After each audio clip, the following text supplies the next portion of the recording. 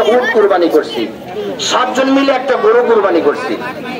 যেহেতু শারে আমাদের নবী সাল্লাল্লাহু আলাইহি ওয়াসাল্লাম তিনি স্বয়ং 7 শরীকে কুরবানি করেছেন, সুতরাং এই জায়গায় আমার আকলে ধরুক বা না ধরুক শরীয়তের বিধানই এটা।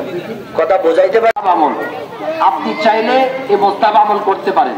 বাকি কথা হলো দানের ব্যাপারে কাউকে জবরদস্তি করা যাবে না, যে 3 ভাগ করে 1 ভাগ দিতেই হবে এমন না।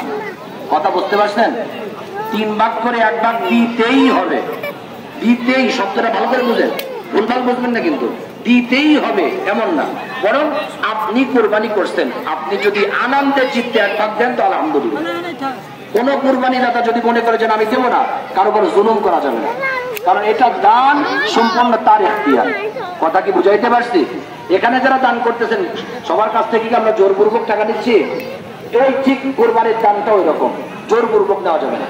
কোরবানির পশু জবাইয়ের পরে চামড়া যদি কোরবানি দাতা চায় সে নিজে ব্যবহার করতে পারে। অনেকেই দেখা যায় চামড়া খায়, খাইতে পারে, বৈধ আছে, অবৈধ না। কেউ যদি চামড়া খেতে চায় খেতে পারে।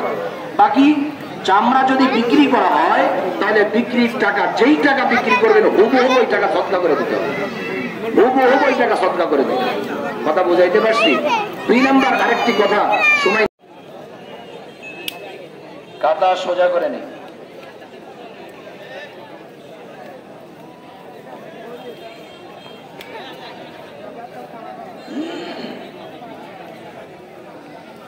নিয়ত আমরা যারা আরবি জানি আরবি নিয়ত করব, যারা আরবি নিয়ত জানি না বাংলা নিয়ত এভাবে করব।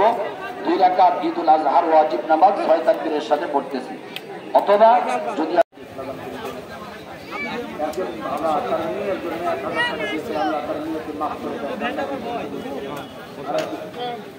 আল্লাহ